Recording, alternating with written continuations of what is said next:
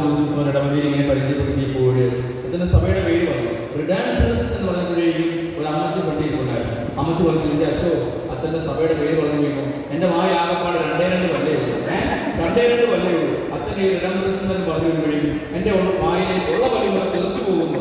അതുകൊണ്ട് മലയാളത്തിലൊന്നും എഴുതി ചോദിച്ചു. അപ്പോൾ ഞങ്ങൾ മലയാളത്തിലെ പേരിട്ടിട്ടുണ്ട്. ഞങ്ങളുടെ സഭയ്ക്ക് മലയാളത്തിലെ പേരാണ് ദിവ്യരക്ഷക സഭ എന്ന് പറഞ്ഞേ, ദിവ്യരക്ഷക സഭ. അപ്പോൾ Redemptorist fathers known for preaching the gospel, ദൈവത്തിന്റെ വചനം പങ്കുവയ്ക്കുവാനായിട്ടാണ് ഞങ്ങളെ സഭ ഔദ്യോഗികമായിട്ട് ചുമതലപ്പെടുത്തിയിരിക്കുന്നത്. അപ്പോൾ ഈ റിഡംപ്റ്ററിസ്റ്റുകാരെ പല രീതിയിൽ വിളിക്കാറുണ്ട്.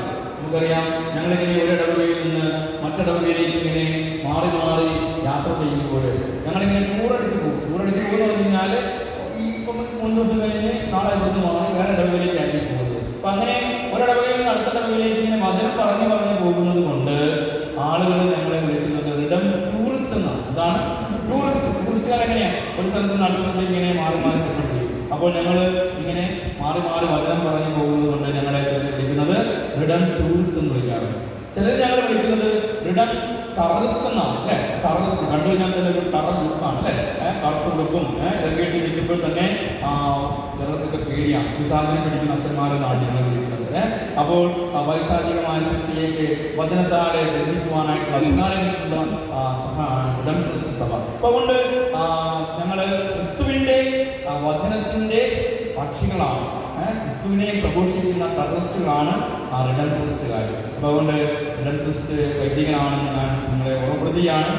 എൻ്റെ ആശ്രമം അല്ലെങ്കിൽ ഞാൻ ശുശ്രൂഷ ചെയ്യുന്നത് കോട്ടയത്ത് വടവാങ്ങൂരുള്ള RRC എന്ന് പറയുന്ന ധ്യാനകേന്ദ്രമാണ്.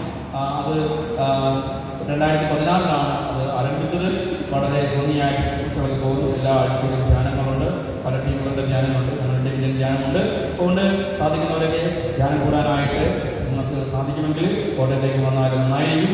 3 ദിവസത്തെയും 4 ദിവസത്തെയും 5 ദിവസത്തെയൊക്കെ ധ്യാനങ്ങളുണ്ട്.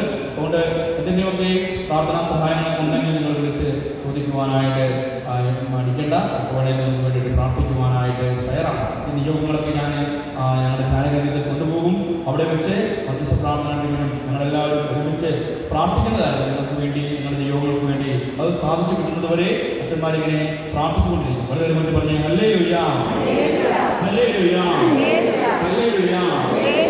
ജോബിന്റെ പുസ്തകം 22:28, ജോബ് 22:28 എന്നാണ് അറിയാം.